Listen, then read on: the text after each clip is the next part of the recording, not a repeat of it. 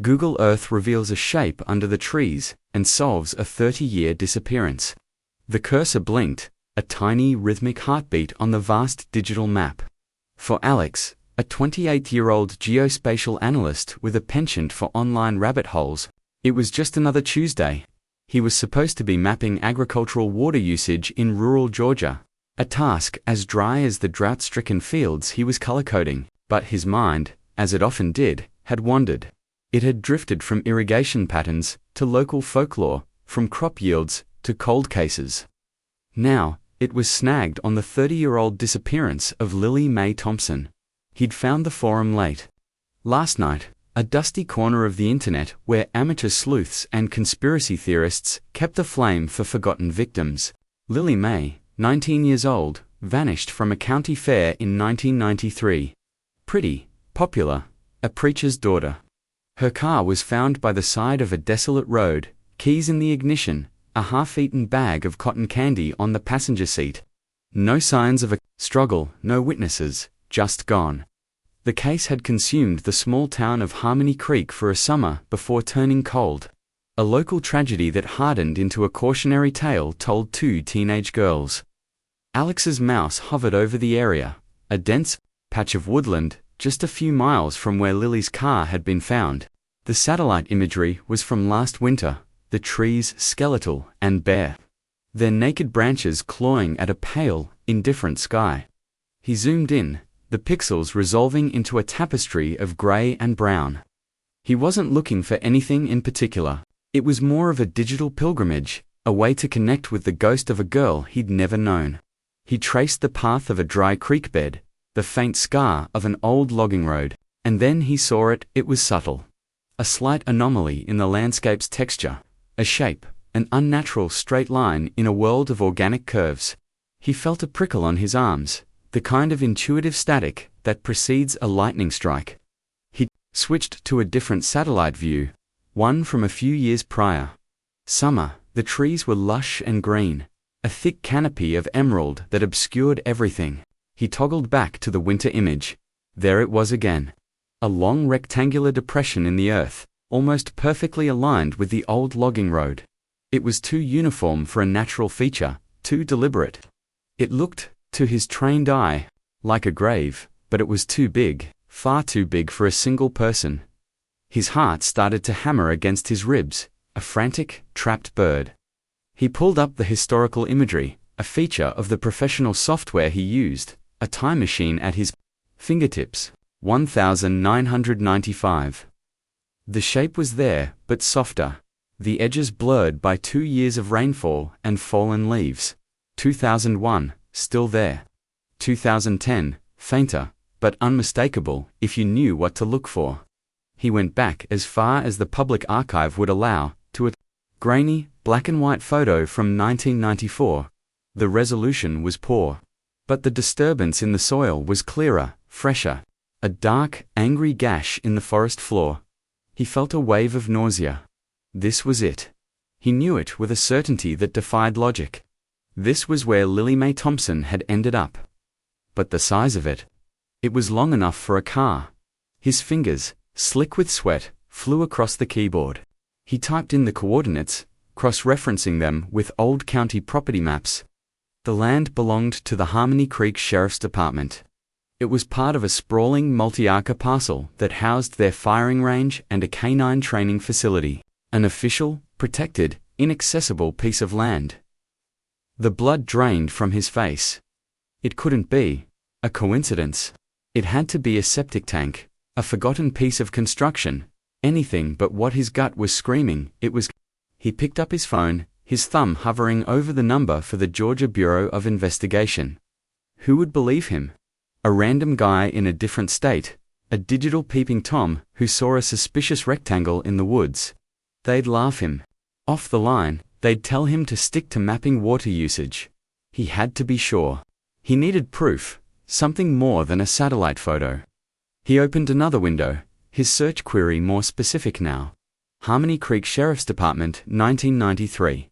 The first few results were news articles about Lily's disappearance, filled with quotes from the then sheriff, a man named Jedediah Jedstone, a pillar of the community, a man of God, a father figure to the whole town.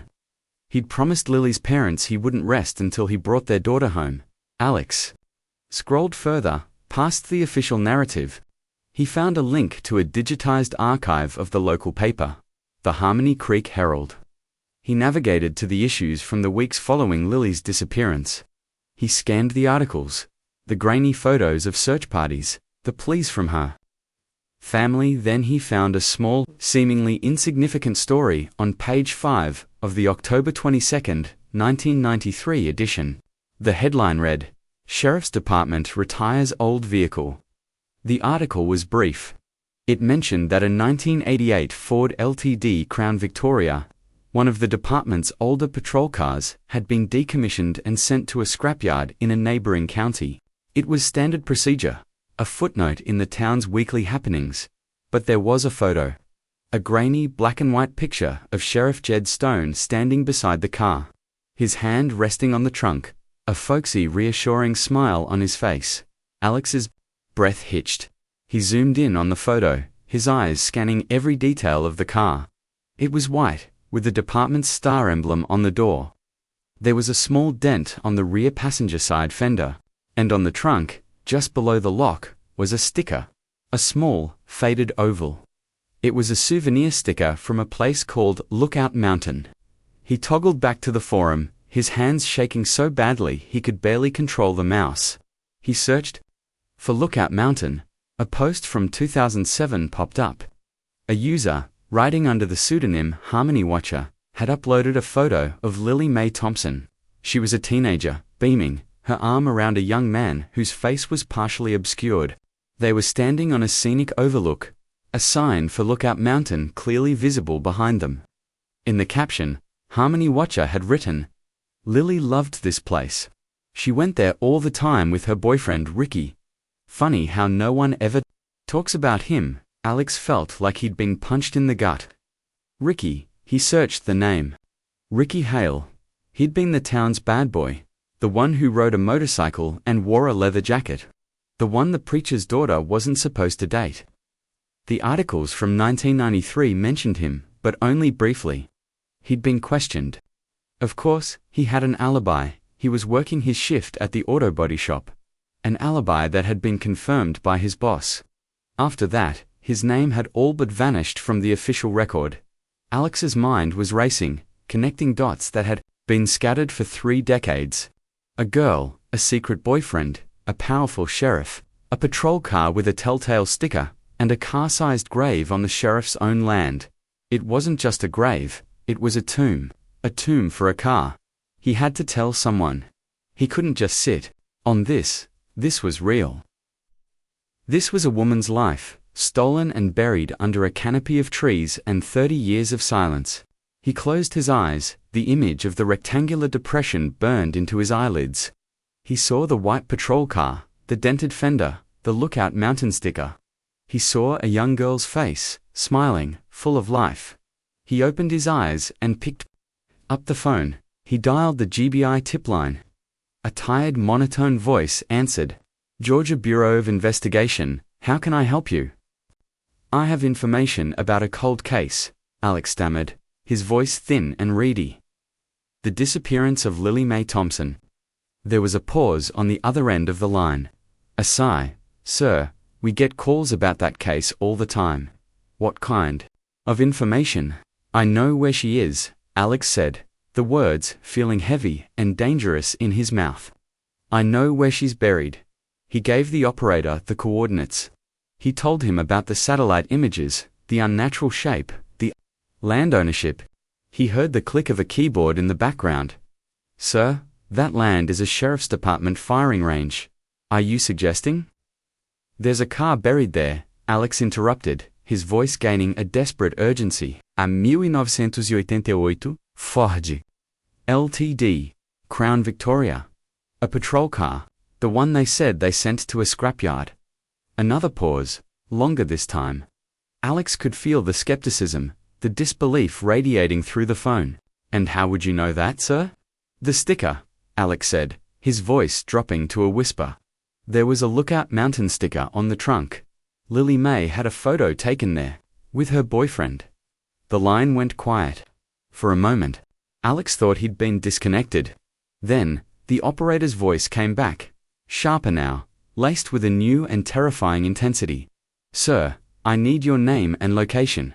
Right now, don't move. Don't talk to anyone else about this.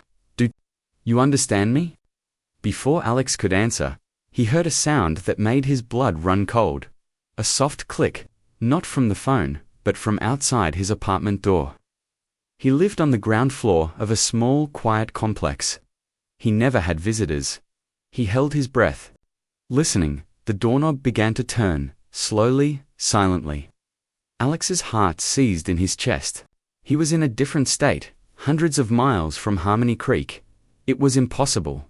It was a coincidence. His mind was playing tricks on him. The door swung open. Two men in dark suits stood in the doorway, their faces impassive, their eyes cold and empty. They didn't look like cops. They looked like ghosts from a story he should have never uncovered.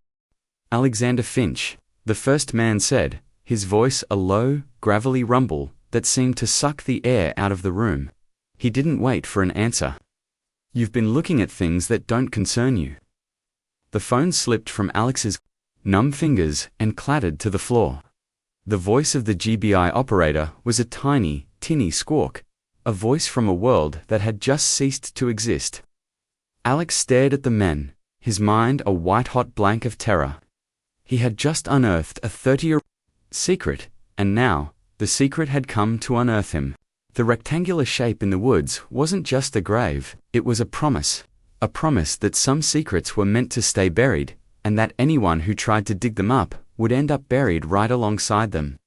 The last thing he saw before the world went black was the glint of metal in the second man's hand. Not a gun, but a syringe. The cliffhanger wasn't in Harmony Creek. It was right here, in his own living room.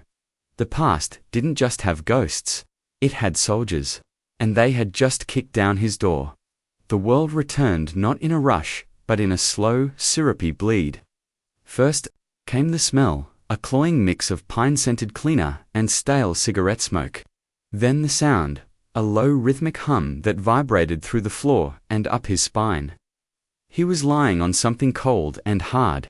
He tried to open his eyes, but his lids felt like they were sealed with lead. A wave of chemical fog rolled through his brain, thick and disorienting.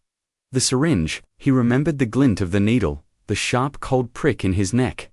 He forced his eyes open. The light was dim, a single bare bulb hanging from a low ceiling. He was in a small, windowless room. The walls were cinder block, painted a sickly shade of institutional green. The floor was bare concrete. He was on a metal cot. His wrists and ankles were bound to the frame with thick, plastic zip ties, pulled so tight they bit into his skin. Panic, cold and sharp, sliced through the chemical haze. He twisted, pulling against the restraints, but they didn't give. The plastic cut deeper, and he tasted the coppery tang of fear in the back of his throat. "He's awake." The voice was the same low, gravelly rumble from his apartment. It came from a corner of the room that was shrouded in shadow. A figure detached itself from the darkness. It was the first man, the one who had spoken his name. He was tall and broad, his face a craggy landscape of scars and deep-set eyes. He wore the same dark suit, which seemed absurdly formal for a concrete bunker. "Where am I?" Alex's voice was a dry, rasping whisper. His throat felt like sandpaper. The man smiled, a humorless slash in his grim face. "Let's just say, you're in a place where people get forgotten." He stepped closer, and the single bulb cast long dancing shadows across his features. "You have a curious mind, Alexander, too curious. You went looking for a ghost, and you found something much, much worse." Lily Mae Thompson, Alex breathed, the name a prayer and a curse. The man's smile widened. "Ah, yes, the preacher's daughter. Our town's little saint." He leaned in, his voice dropping to a conspiratorial whisper. "But saints have secrets, don't they? And sometimes, those secrets are ugly enough to get them put in the ground." The second man emerged from the shadows. He was smaller, wiry, with a nervous energy that seemed to vibrate in the small room. He held a laptop. He opened it and turned it to face Alex. On the screen was the Google Earth image. The rectangle, his discovery. "This the first man," said, gesturing to the screen. "This was a mistake. A 30-year-old mistake that you just had to dig up."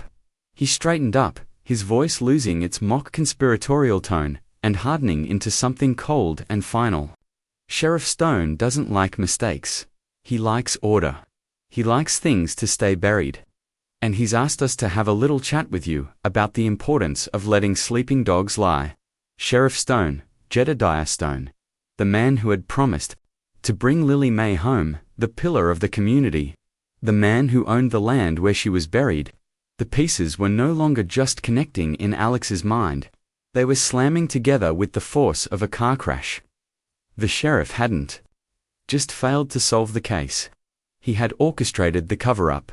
He was the monster at the heart of the story. "What do you want from me?"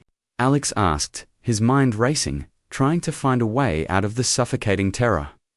"Want?" the man chuckled, a dry, rattling sound. "We don't want anything from you. We're here to give you something. A lesson. About what happens when you stick your nose where it doesn't belong." He nodded to the second man, who set the laptop on the floor and pulled a small, wicked-looking knife from his pocket. "We're going to erase your curiosity, Alexander. We're going to make sure you never go looking for anything ever again." The wiry man stepped forward, the knife glinting in the dim light. Alex's heart felt like it was going to explode.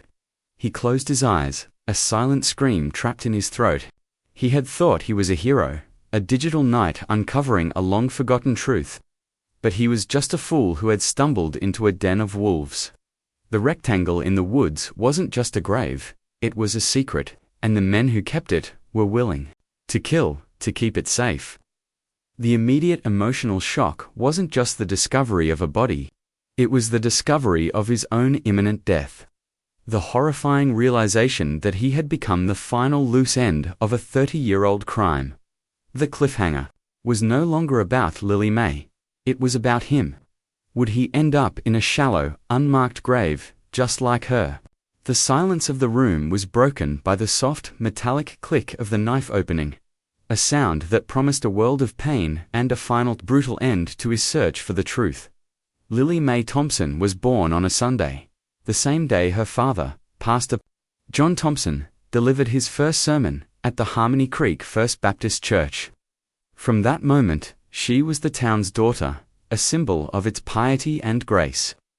She had her mother's golden hair and her father's piercing blue eyes, the kind that seemed to look right into your soul and find the goodness there. She was the lead in the church choir, her soprano voice a sliver of pure celestial light that made the old ladies in the front pews weep with joy.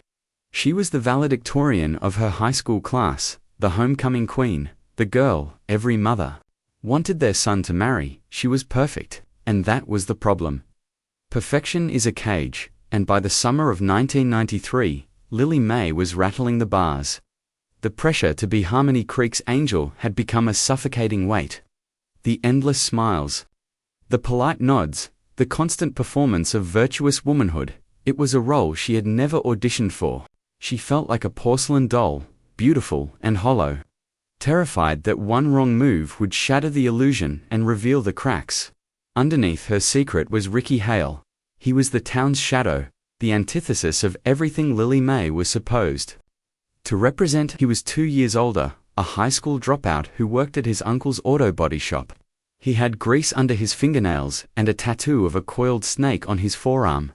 He rode a roaring black Harley-Davidson that seemed to spit in the face of the town's quiet conformity.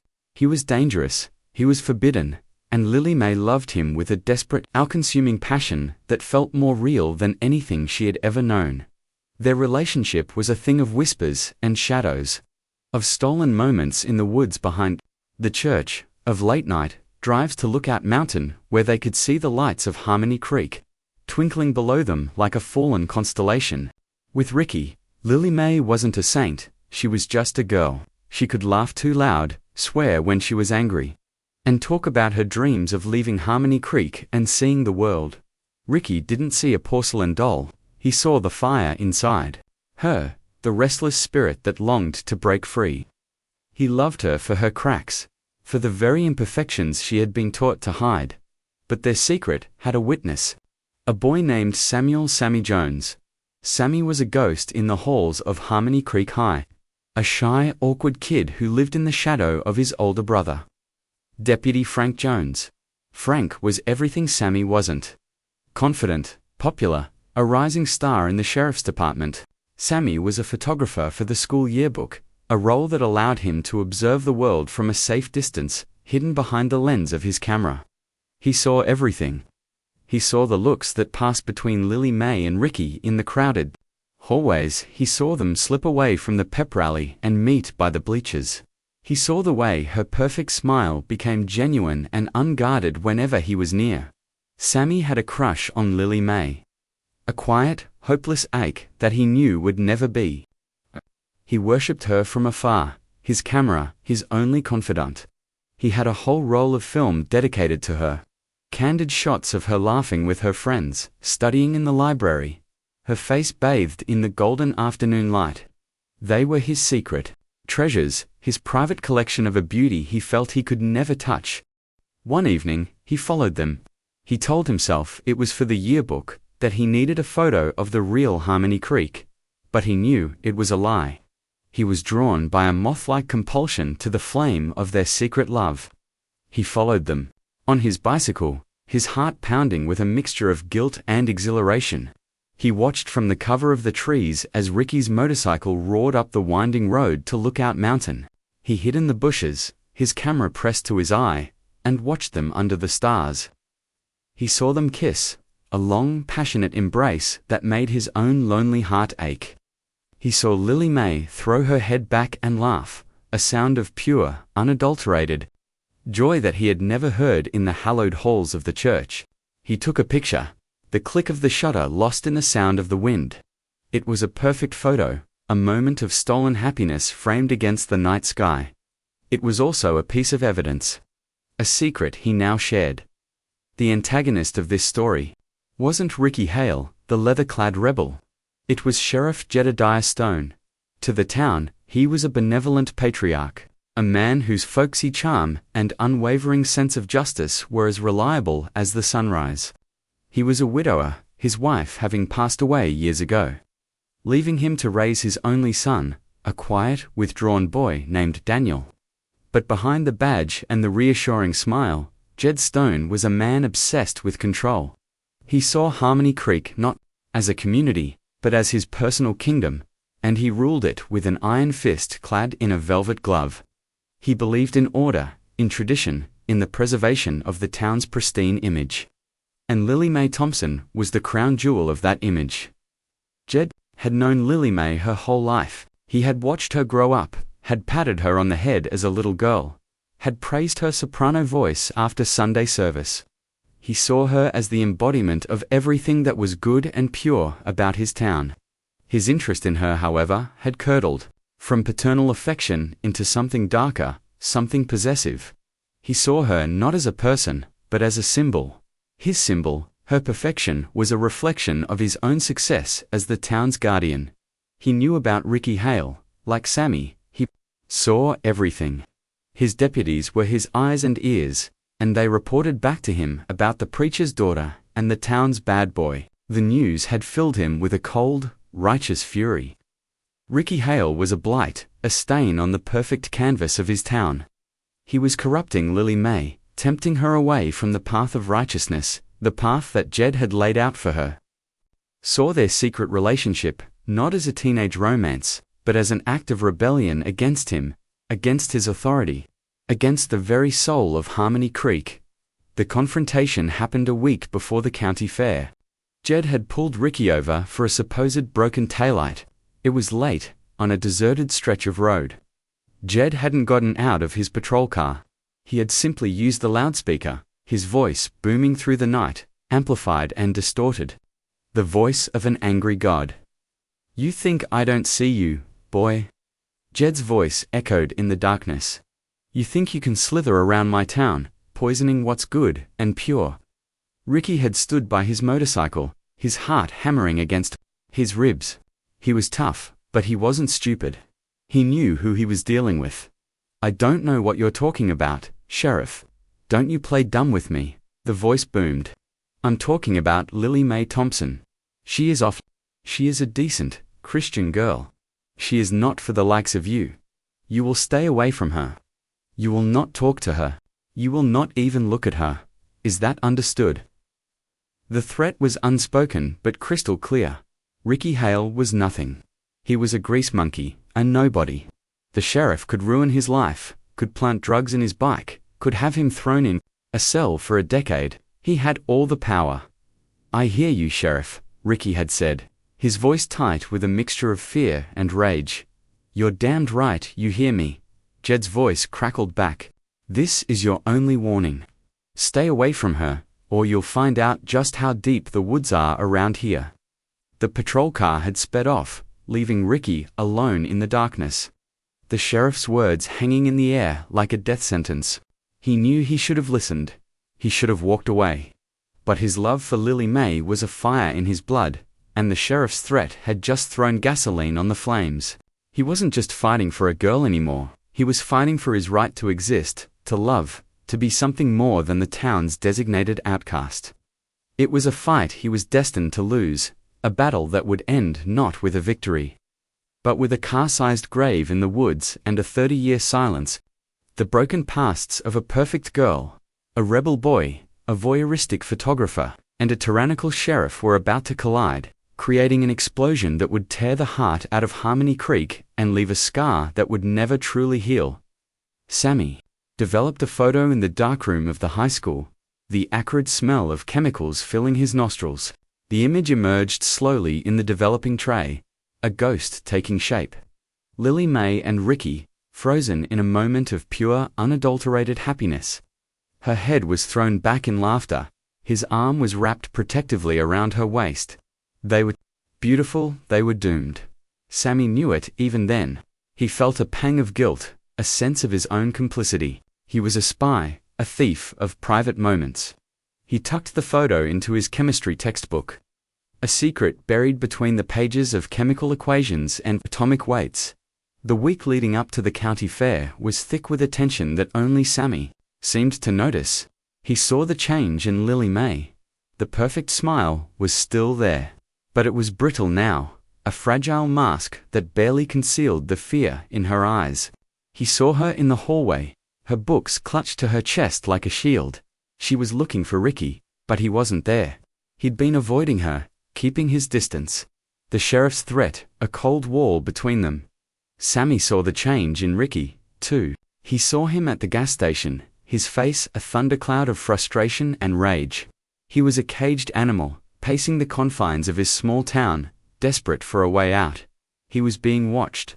Sammy saw the patrol cars cruising slowly past the auto body shop, a constant, silent reminder of the sheriff's power. And he saw the sheriff. Jed Stone was everywhere, a benevolent shadow looming over the town. He was at the diner, shaking hands and kissing babies. He was at the high school football game, his presence a comforting symbol of law and order. But Sammy saw what others didn't. He saw the way the sheriff's eyes would linger on Lily Mae. A look that was not paternal, but possessive, proprietary. He saw the cold, hard glint in his eyes when he looked at Ricky, a look of pure, unadulterated hatred. The broken pasts of these four individuals were a volatile cocktail, ready to explode. Lily Mae, the preacher's daughter, suffocating under the weight of her own perfection. Her love for Ricky, a desperate gasp for air. Ricky, the town rebel, his love for Lily Mae, a defiant act of self-worth, a challenge to the man who wanted to crush him. Sheriff Stone, the town's patriarch, his obsession with Lily Mae, a twisted reflection of his own need for control. His hatred for Ricky, a righteous fury against the chaos that threatened his perfect kingdom. And Sammy, the silent observer, the ghost in the machine. His camera a witness to the secrets that were about to tear their world apart. His photograph, hidden in a chemistry book, was a ticking time bomb, a single, frozen moment that held the key to a tragedy that would haunt Harmony Creek for the next 30 years. The stage was set. The players were in place, and the final act was about to begin under the bright, garish lights of the county fair. The night of the county fair was a riot of sound and color, a sensory assault that felt both festive and menacing.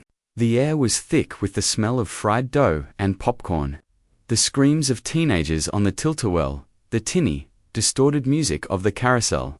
For most of Harmony Creek, it was a night of innocent fun, a cherished annual tradition. For Lily Mae Thompson, it was the beginning of the end. She had come alone, a fact that had not gone unnoticed. Her friends had whispered, her parents had looked concerned, but Lily Mae had been insistent. She moved through the crowd like a sleepwalker, her face a pale, lovely mask of forced cheerfulness. She was looking for Ricky. She had to see him. Had to talk to him. The silence of the past week had been a form of torture, a slow, creeping dread that had wrapped itself around her heart. She found him by the ring toss game, his back to her. He was with a group of his friends, their laughter loud and boisterous. He looked different. There was a hardness in his eyes, a defiant swagger in his posture that she hadn't seen before. He was performing, just like she was. A different role, but a performance nonetheless. "Ricky," she said, her voice barely a whisper. He turned, and for a moment, the mask slipped. She saw a flicker of the boy she loved, the gentle soul hidden beneath the leather and bravado. Then it was gone, replaced by a cold, guarded expression. "What are you doing here, Lily?" "I had to see you," she said, her voice trembling. "You've been avoiding me. What's wrong?" He glanced around, his eyes darting nervously through the crowd. "We can't talk here," he said, his voice low and urgent. "It's not safe." "What's not safe?" she asked, a knot of fear tightening in her stomach. "What's going on?" He grabbed her arm, his grip surprisingly gentle, and pulled her away from the lights and the noise, into the shadows behind the funhouse. The distorted, maniacal laughter from the funhouse speakers seemed to mock them, a soundtrack to their impending doom. "It's the sheriff," Ricky said, his voice a raw, angry whisper. "He knows about us. He threatened me, Lily. He told me to stay away from you." Lily Mae's blood ran cold. She had always been afraid of Sheriff Stone, a primal childhood fear of the man who held the power of God and the law in his hands. "What did he say?" "He said he'd ruin me," Ricky said, his voice thick with a sense of helpless rage. He said he'd make me disappear." The words hung in the air between them, heavy and prophetic. Disappear. The words seemed to echo in the small dark space, a premonition of the horror to come. "We have to leave," Lily Mae said, her voice filled with a sudden, desperate urgency. "We can leave tonight. We can go anywhere. We can start over." Ricky looked at her, his eyes filled with a terrible sadness. "It's not that simple, Lily. He'll find us. He'll never let us go." "Then we have to tell someone," she pleaded. "My father. He'll believe me." Ricky let out a short, bitter laugh. "Your father. He's the one who sixed the sheriff on me in the first place. He thinks I'm the devil, remember?" The truth of his words hit her like a physical blow. Her father, the man of God, had conspired with the town's legal authority to crush her one chance at happiness. She was trapped. A prisoner in her own life, her own town. From the shadows, another figure watched. Sammy Jones, his camera clutched in his sweaty hands. He had followed Lily Mae, his heart a leaden weight in his chest. He saw the fear on her face, the desperation in her eyes. He saw the anguish in Ricky's. He lifted his camera, his finger hovering over the shutter button. He felt like a vulture, feeding on their misery. But he couldn't look away. He was a witness, and this was his curse. The injustice of it all was a bitter pill. Lily Mae, the girl who had done everything right, was being punished for a single, secret act of love.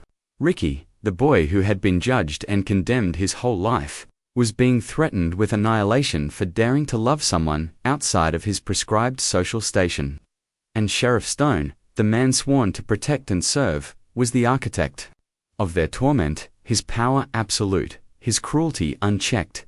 Suddenly, a voice cut through the darkness, sharp and authoritative. "Everything all right over here?" It was Deputy Frank Jones, Sammy's older brother. He stood at the edge of the shadows, his hand resting casually on the butt of his holstered gun. His eyes, cold and calculating, were fixed on Ricky. "We're just talking, Frank," Ricky said, his voice tight.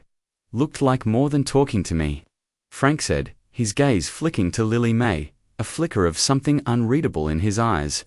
"You know, your father's been looking for you, Lily May. He's worried." It was a dismissal, a clear and brutal assertion of power. Frank was not just a deputy. He was an extension of Sheriff Stone's will. He was there to remind them of their place, to enforce the unwritten laws of Harmony Creek. Lily May felt a surge of defiance, a spark of the fire that Ricky had seen in her. "I can take care of myself, Frank." Frank's smile was thin and unpleasant. "I'm sure you can, but some people, they need a little help staying on the right path." His eyes met Ricky's, and the message was clear. "You are the wrong path." He lingered for a moment, his presence a suffocating weight, before turning and disappearing back into the crowd. The spell was broken. The moment of desperate connection between Lily May and Ricky was shattered. "I have to go," Ricky said, his voice flat and defeated. "It's not safe for you to be seen with me." He turned and walked away, melting into the shadows, leaving Lily May alone with the maniacal laughter of the funhouse and the crushing weight of her own despair. She had been betrayed by her father, threatened by the law, and now abandoned by the only person who had ever seen the real her. The injustice was a physical thing, a tightening in her chest, a scream trapped in her throat. Sammy watched her from the darkness, his heart breaking for her. He had seen it all. The threat, the fear, the betrayal. He had a choice. He could step out of the shadows.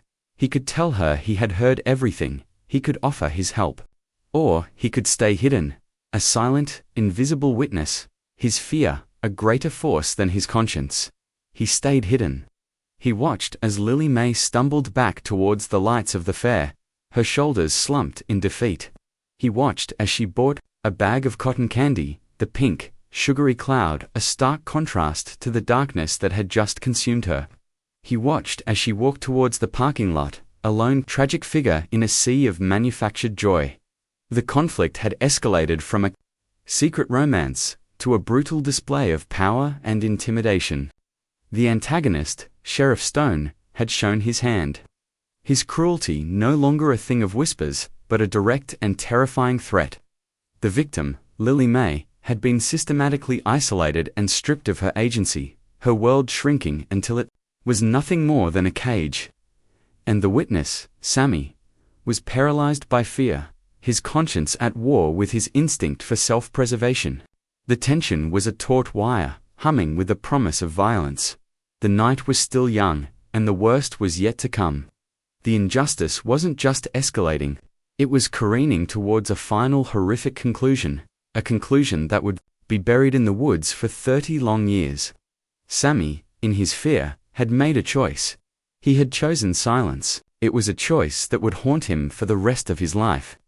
The silent scream of his own cowardice, a constant companion to the memory of Lily May Thompson walking away into the night. Alone, the final brutal escalation began not with a bang, but with a whisper, a lie. After Ricky left, Lily May wandered through the fair in a daze. The lights seemed too bright, the laughter too loud. She felt a profound sense of dislocation, as if she were watching herself from a great distance. She ended up at her car, a pale blue Ford Escort, a high school graduation present from her parents. She sat in the driver's seat, the bag of cotton candy untouched on the seat beside her, and let the tears come. They were hot, silent tears of rage and despair. A tap on the window made her jump. It was Sheriff Stone. He was smiling, his folksy, paternal smile, but his eyes were as cold as chips of ice. "Lily May, child," he said, his voice oozing a false concern. "You shouldn't be out here all by your lonesome. It's not safe." "I'm fine, Sheriff," she said, wiping her eyes, her voice thick with unshed tears. "No, you're not," he said, his smile tightening. "I saw that Hale boy bothering you, don't you worry. I'll take care of him." He opened the passenger door and slid in, his large frame filling the small car, making it feel claustrophobic. The smell of his cheap cologne was suffocating. "But first, I think you and I need to have a little talk." His voice was calm, reasonable, but there was an undercurrent of menace that made the hair on Lily May's arms stand on end. What about your future?" he said. "About this town, about your place in it." He looked at her, his eyes roaming over her face, her hair, her neck, with a proprietary air that made her skin crawl. "You're a special girl, Lily May, a gift. You belong to this town, you belong to the right people." The implication was clear. He was the right people. The thought was so repulsive, so horrifying, that for a moment she couldn't breathe. This wasn't about protecting her, it was about possessing her. "I don't belong to anyone," she said, her voice shaking with a mixture of fear and defiance. The sheriff's smile vanished. "That's where you're wrong," he said, his voice dropping to a low, dangerous growl. "You made a mistake, getting involved with that trash. But I'm a forgiving man. I'm willing to overlook it. As long as you understand the rules from now on." He reached out and tucked a stray strand of hair behind her ear, his fingers lingering on her skin. Lily May flinched, pulling away as if she'd been burned. The act of revulsion, small as it was, sealed her fate. The sheriff's face hardened, his eyes turning black with a sudden, terrifying rage. "You ungrateful little bitch," he hissed, his voice a venomous whisper. "After everything I've done for you, for this town, you think you can defy me?"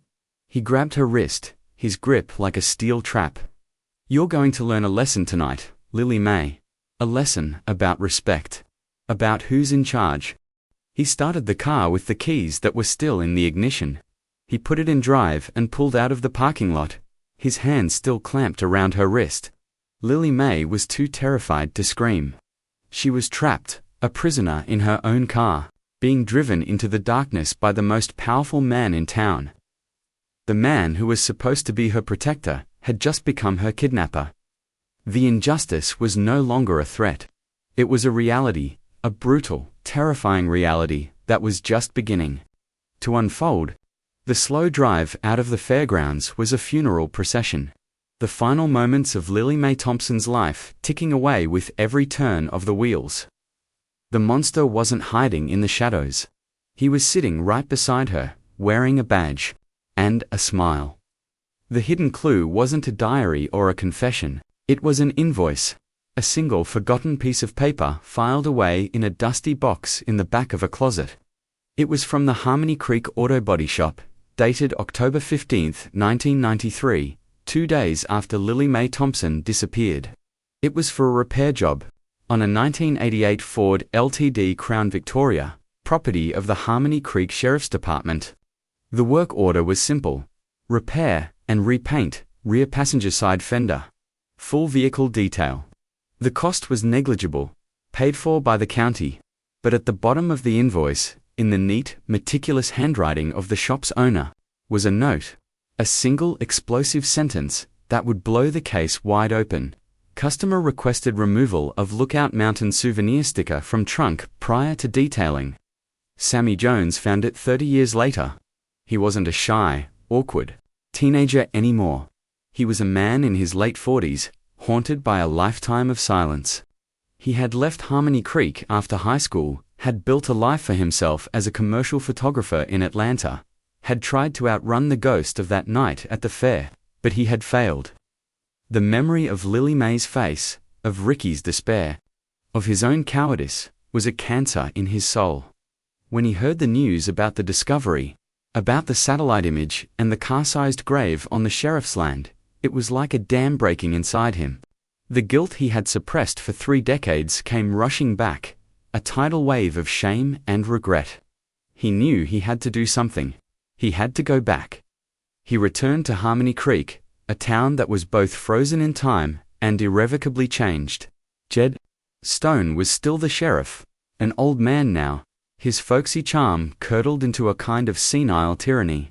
He had won re-election every year, unopposed. He was a living monument to the town's willful blindness. Sammy's brother, Frank, was now chief. Deputo, a man whose ambition had long since eclipsed his conscience. He was the heir apparent to Stone's throne, the keeper of his secrets.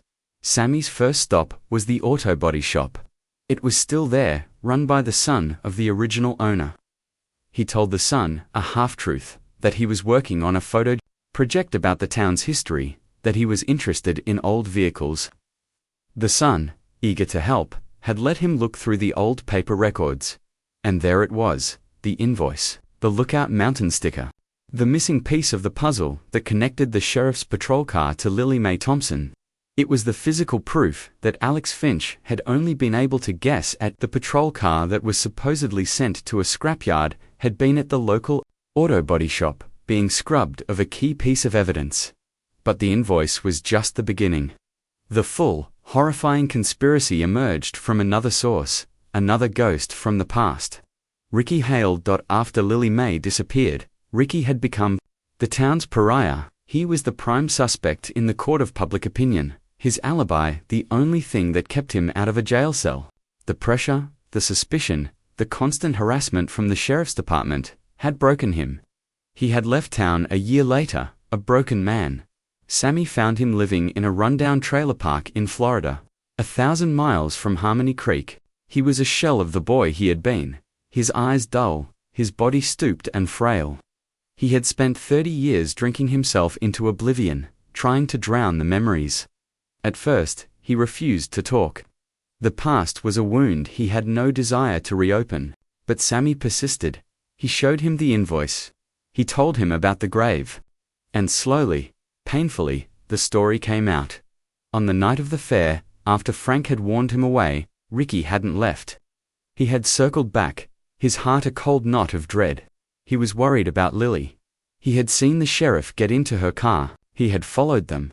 He had kept his distance, his motorcycle's engine a low rumble in the night. He had followed them out of town, down the same deserted road where the sheriff had threatened him a week before. He had watched as the sheriff's patrol car pulled Lily's blue Escort over, but it wasn't the sheriff driving the patrol car. It was his son, Daniel. Daniel Stone was a few years older than them. A quiet, strange boy who had always lived in his father's shadow. He was a deputy, but he lacked his father's charisma and his father's menace. He was a follower, a puppet. Ricky had watched from the trees as Sheriff Stone dragged Lily Mae from her car. She was fighting, screaming, a wildcat fury he had never seen before. The sheriff was trying to force her into the patrol car, but she was resisting with all her might. Then Daniel had gotten out of the patrol car. He had a tire iron in his hand. He had approached Lily Mae from behind, his face a blank, emotionless mask, and he had swung. Ricky's voice broke as he told the story, the memory as raw and vivid as if it had happened yesterday. He had seen the tire iron connect with the back of Lily Mae's head. He had heard the sickening crack. He had seen her body go limp, had seen her fall to the ground like a discarded doll. He had been paralyzed by a terror so profound, so absolute, that he couldn't move, couldn't breathe, couldn't scream. He had watched as Jed and Daniel Stone had loaded Lily Mae's lifeless body into the trunk of the patrol car. He had watched as the sheriff had gotten into Lily's Escort, had driven it a few miles down the road, and had abandoned it on the shoulder, leaving the half-eaten bag of cotton candy on the seat as a final, cruel piece of misdirection. Then, the sheriff had gotten back into his own patrol car with his son, and they had driven away, taking Lily Mae with them. Ricky had fled. He had gotten on his motorcycle and had ridden until the sun came up. The image of what he had seen burned into his brain. He knew he should have gone to the police, but who would he go to? The police were the murderers. He was a nobody, a greaser. They were the sheriff and his son. It was his word against theirs. They would have crushed him. They would have buried him right next to her, so he had kept silent. He had provided his alibi that he was at work, and his boss, a man who was terrified of the sheriff, had lied. For him, the silence had saved his life, but it had cost him his soul. Sammy sat there, the Florida heat pressing in on him, the story a poison in his ears. It wasn't just a murder. It was a conspiracy. A father and son, the highest law enforcement officers in the county, had committed a brutal, cold-blooded murder and had orchestrated a 30-year cover-up. The plot twist was not just that the sheriff was the killer. It was that he had used his own son as the weapon. Daniel Stone, the quiet, withdrawn boy, was a murderer. The motive was not just about controlling Lily May. It was about initiating his son into his world of violence and corruption. A dark, twisted rite of passage. The stakes had shifted. This was no longer about the personal pain of a few broken individuals. It was about a systemic, generational corruption that had poisoned an entire town. It was a public scandal of the highest order, a story of power, abuse, and murder that would not just shock Harmony Creek, but the entire nation. Sammy had the invoice. He had Ricky's eyewitness testimony. And he had one more thing. The photograph. The one he had taken at Lookout Mountain. The one that proved the connection between Lily May, Ricky, and the sticker on the sheriff's car. The one he had hidden in his chemistry book all those years ago. He still had it. It was his secret, his shame, his last, desperate chance at redemption. The tension was at its absolute peak. They had the truth, a truth that was more horrifying than anyone could have imagined. But the truth was not enough. They were up against a man who had controlled a town for 3 decades. A man who had killed once to protect his secrets, and would undoubtedly kill again. The question was no longer what had happened to Lily Mae Thompson. The question was, what were they going to do about it? How could 2 broken men and a 30-year-old photograph bring down a king? The cinematic payoff was coming, and it promised to be an explosion of justice, revenge, and public exposure that would burn Harmony Creek to the ground. Sammy knew they couldn't go to the local authorities. The entire department was compromised, loyal to the man who had signed their paychecks for 30 years. He couldn't go to the GBI, not after what had happened to Alex Finch, the analyst who had started it all. Alex had been officially reported as a missing person, his disappearance a chilling warning to anyone else who dared to dig too deep. No, this couldn't be handled by the law, not at first. This needed to be tried in the court of public opinion. They needed to create a firestorm so big that no one, not even Jedstone, could put it out. Sammy was a photographer. He understood the power of an image, the power of a story. He called a friend, a journalist at the Atlanta Journal-Constitution, a woman with a reputation for fearless, investigative reporting. He told her everything. He told her about the invoice, about Ricky's testimony, about the photograph. He told her about the grave on the sheriff's land. The journalist, a woman named Sarah Jenkins, was skeptical at first. It sounded too monstrous, too cinematic to be true. But Sammy had proof. He emailed her a scan of the invoice. He sent her the photograph. He put her on the phone with Ricky. Sarah was hooked.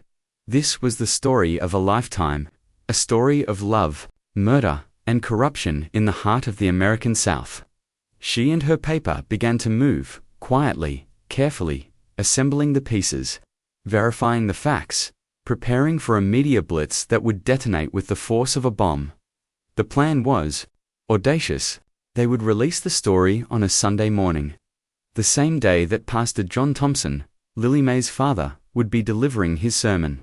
The same day that Sheriff Jedstone would be sitting in the front pew, the picture of piety and civic virtue. The Sunday arrived, a perfect, crisp autumn morning. The sky was a brilliant, cloudless blue. The trees around the Harmony Creek First Baptist Church were ablaze with color. It was a beautiful day for a reckoning. Inside the church, the pews were filled.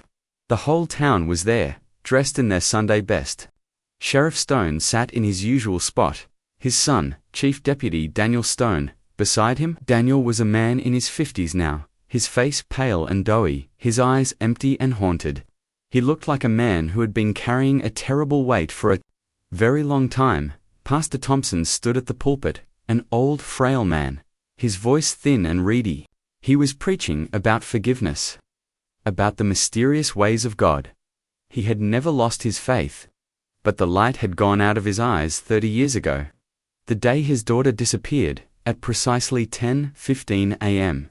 As the sermon reached its crescendo, Every cell phone in the church began to buzz. A notification from the Atlanta Journal-Constitution. The headline was explosive. 30-year-old mystery solved. Sheriff and son implicated in murder of Lily Mae Thompson. A wave of confusion rippled through the congregation.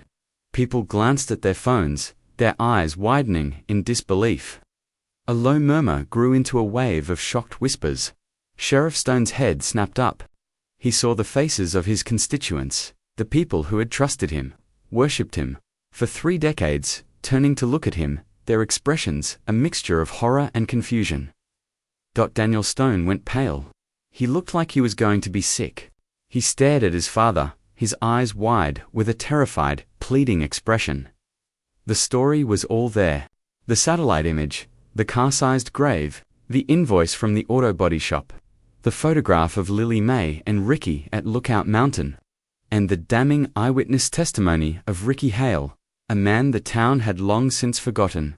It even included a sidebar about the suspicious disappearance of a geospatial analyst named Alex Finch. But Sarah Jenkins had saved the most cinematic element for last. At the bottom of the article was an embedded video. It was a confession. The day before, Sammy and Sarah had gone to see Daniel Stone. They had confronted him, not with threats, but with a plea for his own soul. Sammy had spoken to him, not as an accuser, but as a fellow witness, a fellow carrier of a terrible secret. "I was there, Daniel," Sammy had said, his voice quiet, earnest. "I was in the shadows. I saw what you did, and I've lived with it every day for 30 years. It's a poison, isn't it? It eats you from the inside out." Daniel had crumbled. The 30 years of guilt, of fear, of living under his father's tyrannical thumb had come pouring out. He had confessed everything, the camera on Sarah's phone rolling, capturing the raw, ugly truth. He had confessed that his father had been obsessed with Lily Mae, that he had seen her as his property. He confessed that his father had been grooming him, testing him, trying to turn him into a monster in his own image. He confessed that his father had handed him the tire iron, had ordered him to silence her. He had confessed to striking the blow, to putting her body in the trunk, to burying the car on their land. He had wept, a broken, pathetic man, the ghost of a boy who had been forced to kill his own humanity. Back in the church, the video was playing on 100 tiny screens. Daniel's tearful confession echoing in the sacred space. The sound of it, the raw, unfiltered anguish of his voice, was more damning than any piece of physical evidence. Sheriff Jed Stone stood up, his face a mask of purple rage. "Lies," he bellowed, his voice thundering through the church. "All of it, lies spread by that trash, Ricky Hale, and this Judas." He pointed a trembling finger at Sammy, who was standing at the back of the church, his camera in his hand. But no one was listening. The spell was broken. The king was naked. They saw him now for what he was, a monster, a murderer, a man who had sacrificed his own son to protect his twisted sense of honor. At that moment, the doors of the church burst open. It wasn't the local police. It was the FBI. Dozens of agents, in dark suits and tactical gear, swarmed into the church, their weapons drawn. They had been alerted by the GBI, who, after Alex Finch's disappearance, had started their own covert investigation, one that had been supercharged by the information Sarah Jenkins had provided them. "Jedediah Stone," the lead agent said, his voice calm and authoritative, "you are under arrest for the murder of Lily Mae Thompson, and for the kidnapping and suspected murder of Alexander Finch." The sheriff stared at them, his mouth agape, his folksy charm evaporated, leaving only the raw, ugly face of a cornered animal. He looked at his son, who was sobbing uncontrollably in the pew. He looked at the faces of the townspeople, their expressions of adoration now replaced with looks of pure, adulterated loathing. He did not go quietly. He lunged, not for a weapon, but for the pulpit, for the symbol of the moral authority he had so grotesquely abused. He grabbed the heavy oak Bible, raising it as if to smite the agents of justice. It was a pathetic, final act of defiance. The agents tackled him, bringing him to the ground with a thud that echoed through the silent church. They cuffed him, his hands behind his back, his face pressed into the plush red carpet at the foot of the altar. The cinematic payoff was complete. The public arrest, in the house of God, in front of the entire town, was a moment of shocking, cathartic justice. The king had been dethroned, the conspiracy exposed, the truth, after 30 long years, had finally come to light. Sammy lifted his camera and took a picture. Not of the sheriff, but of Pastor Thompson. The old man was on his knees, his head bowed, his hands clasped in prayer. Tears were streaming down his face, but for the first time in 30 years, they were not tears of sorrow. They were tears of relief. His daughter, his Lily Mae, could finally come home. The haunting was over. The emotional aftermath was not a celebration. It was a quiet, somber reckoning. The excavation on the sheriff's land took 2 days. They found the car, the 1988 Ford Ltd Crown Victoria, its white paint faded, its tires long since rotted away. And in the trunk, they found what was left of Lily Mae Thompson. She was identified by her dental records and by the small, silver locket she always wore. A gift from her mother. The town of Harmony Creek went into a state of collective shock. They were forced to confront a truth that was almost too painful to bear. Their protector had been a predator, their saint, a victim, and their silence, a form of complicity. The story became a national sensation, a modern-day Gothic tale of love, power, and betrayal. The town's name, Harmony Creek, became an ironic punchline. Jedstone never stood trial. He suffered a massive stroke in his jail cell a week after his arrest and died without ever regaining consciousness. Some called it divine justice. Others called it a coward's escape. Daniel Stone took a plea deal in exchange for his full cooperation and testimony against the other deputies involved in the cover-up. He was sentenced to 20 years in prison for second-degree murder. His confession, the one that had broken the case open, was also his own damnation. Ricky Hale became an unlikely hero. His name was cleared, his story a testament to the enduring power of love and the corrosive nature of injustice. He returned to Harmony Creek for the funeral, a quiet, haunted man. He stood at the back, just as he had at the fair all those years ago, a solitary figure watching from the shadows. Sammy Jones, the silent witness, had finally found his voice. His photographs, the one from Lookout Mountain, and the one of the sheriff's arrest, were published around the world. They became iconic images of the case, bookends to a 30-year tragedy. He had found a measure of redemption, but the guilt never entirely faded. It was a scar he would carry for the rest of his life. The most poignant scene of the aftermath took place at the new grave marker. Lily Mae Thompson was reburied in the church cemetery, next to her mother. The headstone was simple, elegant, and it bore an inscription chosen by her father: "The truth will set you free." One cool autumn afternoon, a few weeks after the funeral, 2 men met at her grave. Pastor Thompson and Ricky Hale. They stood in silence for a long time.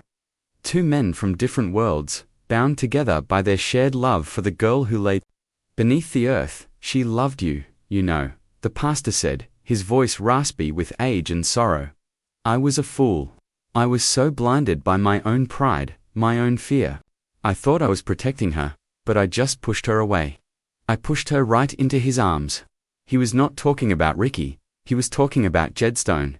"She was the best thing that ever happened to me," Ricky said, his voice thick with emotion. "I should have fought for her.